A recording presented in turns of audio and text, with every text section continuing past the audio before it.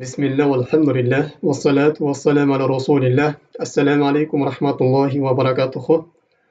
Hormatly musulman bir tuganym, Ibn Hajar al-Haytami rahimahullahu ta'alaның kitabinden dagı sabagybызdy ulayбыз. Andan keyin dagı insan sak boluga tiyiş bolgan оор günöөрүн katarında bul at-tama dep alyp kelet. Tama degenimiz bul dünýäge suh boluşduk, dünýäge açgöz boluşduk, biröөнүn mal mülküne suktануу, ага жетүүnү arzu kılуу. Жана ошондой эле Аллах Таала берген неаматка шүгүрсүз болуштук. Жүрөктөгү Аллах Тааланын неаматтарына каниет кылуу деген сезим жоголуп кетиштиги бул тама деп эсептелинет. Албетте урматтуу мусулман bir туганым, инсан жүрөгүн оңдоого, жүрөгүн түзөтүүгө, жүрөгүн тазалоого аракет кылыш керек. Анткени жүрөктө аябай көп оорулар жатат. Эгерде пенде жүрөгүн оңдой турган болсо, анда инсандын бардык дене мүчөлөрү оңолот. Инсандын жашоосу оңолот. Инсандын кабырдагы жашоосу, акыреттеги жашоосу түзөлөт. Пайгамбар саллаллаху алейхи ва саллям айтат: "Ала ва инна фил жасади мудгатан." Денеде ушундай бир муштундай болгон эт бар дейт. Ида салахат салахал жасаду куллуху. Эгерде ошол оңоло турган болсо, анда дененин баары оңолот, баары түзөлөт.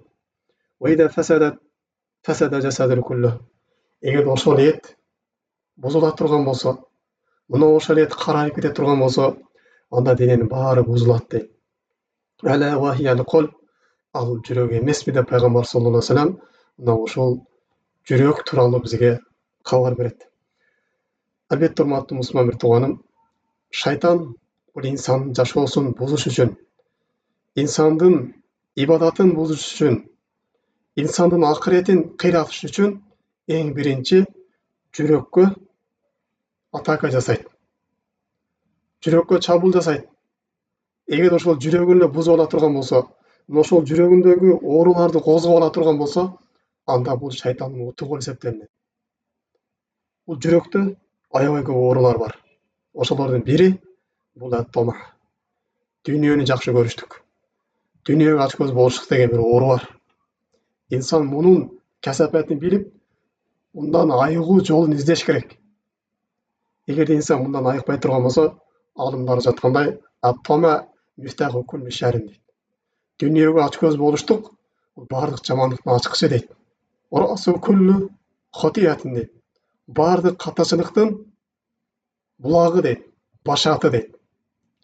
Демек, урматтуу мусулман bir туганым, биз бул жүрөк ооруларын дагы көбүрөөк окуп, аны билип, андан арылууга тийишпиз. Мына ошол жүрөк ооруларынын бири бул тама, ачкөздүк. Албетте дүйнөгө ачкөз болуштук, жүрөктө каниеттин жок болуп кетиштиги бул инсандын жашоосун бузат. Инсан мал дүйнөнү көбөйтүп менен алек болуп калат. Канткени менин малым көбөйөт экен дейт. Дүйнөгө тойбой калат. Болгон сайын болсун деп калат.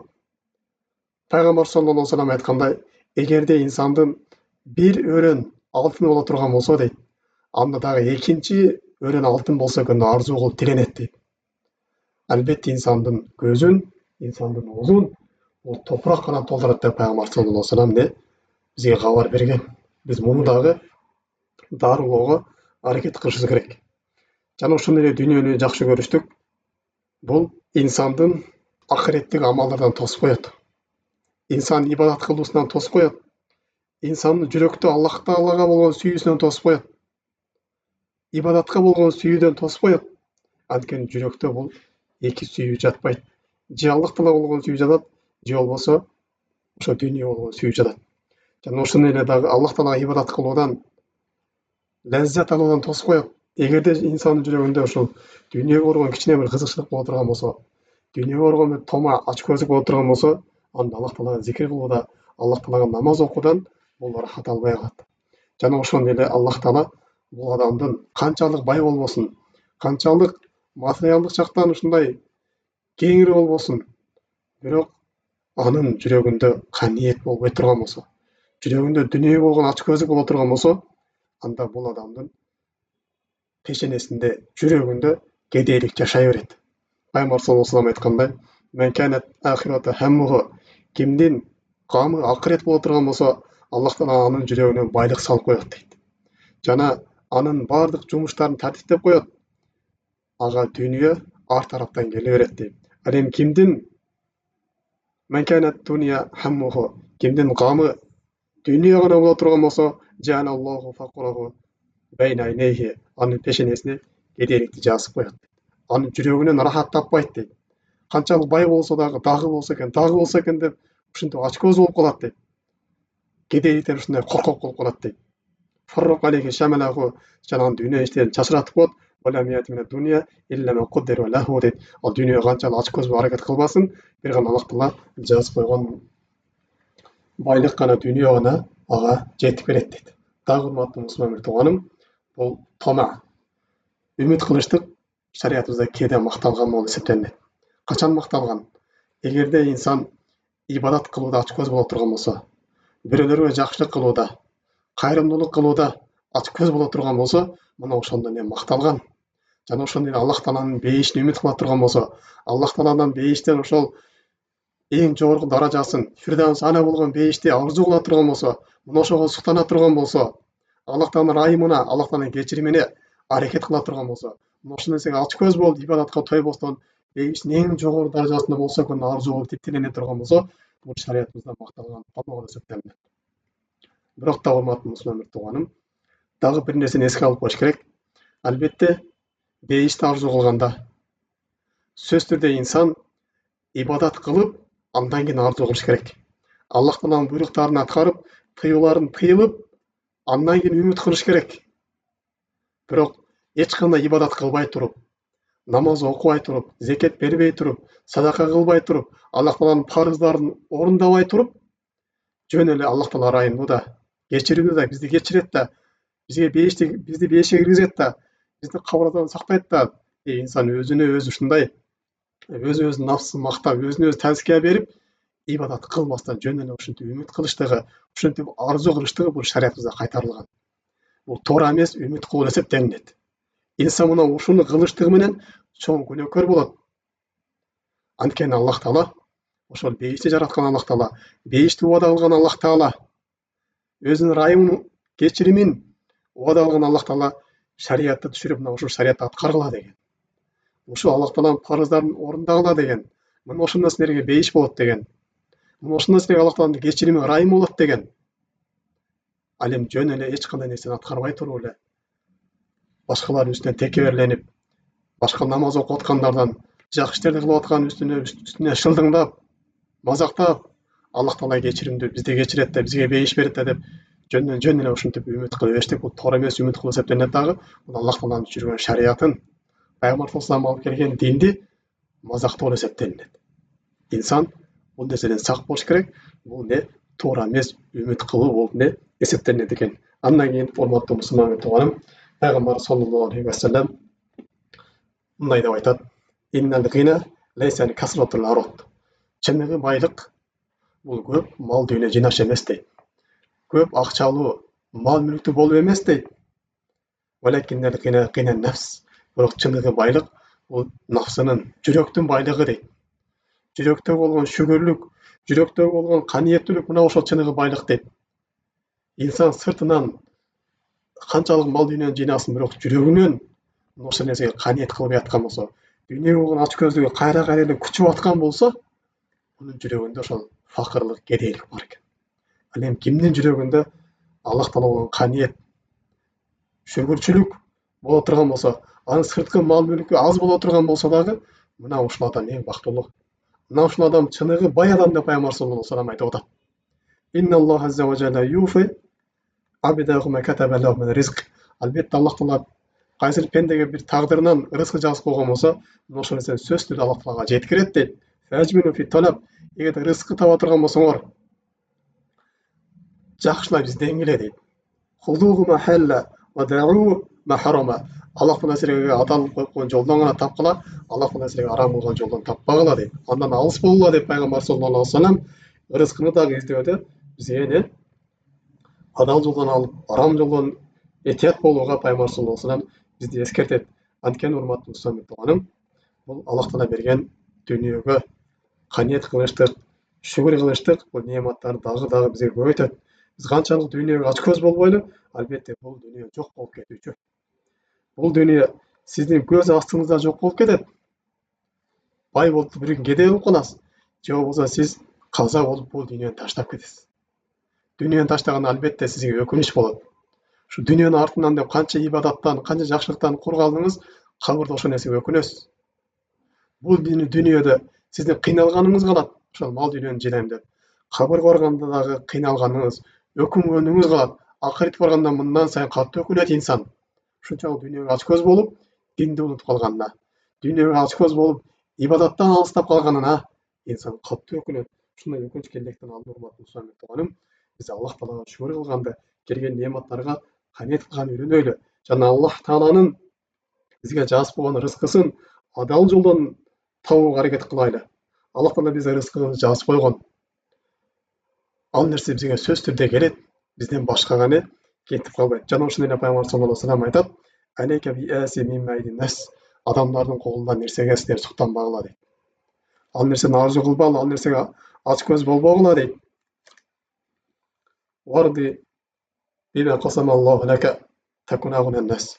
Аллах Таала сага бөлүп берген рызкыга сен ыраазы болгону, сен адамдардын эң байы болосуң дейт. Жана ошондой пайгамбар саллаллаху алейхи вассалам айтат: "Изхад фи дуния." Бул дүйнөдөн зухут кылгының дейт. Дүйнөгө берилип кетпегин дейт. Дүйнөдө сага эмне муктаж болгон болсо, муктаждын гана алгын, бирок ашыкча дүйнө жыйнап алгын, ашыкча дүйнөгө чөңүп кирип кетпегин дейт. Аллах Таала ошону сени жакшы көрөт. Вазхад фи майдин нас юхиббук. Адамдардын колундагы мал мүлккө дагы суктанба, ага ачкөздүк кылба, ага көз атпа. Ошондо адамдар сени жакшы көрөт деп пайгамбар саллаллаху алейхи вассалам бизди бул дүйнөдөн зухут кылууга буйруйт. Жана ошондой пайгамбар саллаллаху алейхи вассалам хуббу дуния урасу куллу хатия. Дүйнөнү жакшы көрүштүк баардык жамандыктын ачкычы дейт. Албетте инсан ушул дүйнө деп, дүйнөгө ачкөздүгүнүн айынан динин сатып жибериши мүмкүн. Бизден бурукку жөөттөр дүйнө деп бир арзубаган акча үчүн өздөрүнүн китептерин өзгөртүп жиберген. Динин сатып жиберген.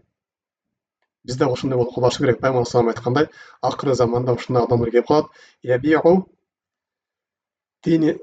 динаху арда мина дуния. Дүйнөнүн бир арзубаган бир матасы үчүн, бир жыргалчылык үчүн дүйнөсүн сатып жиберет деген. Биз бүгүнкү күндө урматтуу мусулман бир тууганым, ушул дүйнө жыйнайм деп намаз окуй коюштугубуз. Дүйнө деп кедейликтен коркуп зекет бербей коюштугубуз. Дүйнө деп ушу садака кылбай коюштугубуз. Дүйнө деп тууган уруктардын мамилеси бузулуп кетиштиги. Дүйнө деп дос менен дос сүйлөшпөй калыштыгы. Дүйнө деп дагы башка нерсе ушундай жаман иштердин болуп кетиштиги. Бул биздин динибиздин дүйнөгө алмаштырганыбыз эмеспи, урматтуу мусулман бир тууганым? Биз мындан арылышыбыз керек. Мындан алыс болушубуз керек. Албетте муну мен урматтуу мусулман бир тууганым, биз дүйнөнү да кылышыбыз керек. Бирок ошонун бир кетинде да каниет кылган үйрөнүшүбүз керек. Кээ бирлер түшүнөт. Каниет дегенден ошол бир аз мал таап туруп, ошону сен каниет кылып жашай бер дейт. Жок, андай эмес. Дүйнөнү колдон келишинче кылыш керек. Бирок ошонун бир кетинде эле ошонун закатын бергенде, ошол нерсеге шүгүр кылып, ошол нерсеге каниет кылып жашаганды да үйрөнүш керек. Ошол менен жардыларга жардам бергенде, кайрымдуулук кылганды дагы не унутта калдырбаш керек. Ошол менен намазды да унутта калдырбаш керек. Мына ошол менен башка бирөөлөргө, мешиттерге, медреселерге да жардам бергенди унутта калдырбаш керек. Мына ошондо сиз эң чыныгы бай адам болуп эсептелинесиз. Андан пайгамбар саллаллаху алейхи вассалам дагы бир хадисинде бизге мындай деп кабарлайт. Албетте урматтуу мусулман бир тууганым, биз бул өмүрүбүздү жалаң дүйнө жыйноо менен гана өткөрүп албашыбыз керек. Биз акырет жашообузга дагы көңүл бөлүшүбүз керек. Бул дүйнө бизге ошол бул дүйнө жашоосу бизге дүйнө мал мүлк жыйнаш үчүн гана берилген эмес. Бул дүйнө жашоосу бизге акыретибизди оңдош үчүн берилген. Эртең чыныгы жашообузда бизге бейишке кирип алыш үчүн берилген. Аллахтан ыраазы кылып, ошон үчүн пайгамбар саллаллаху алейхи вассалам келгенде пайгамбар салам айтат: "Ихтаним хомсан кобла хомс."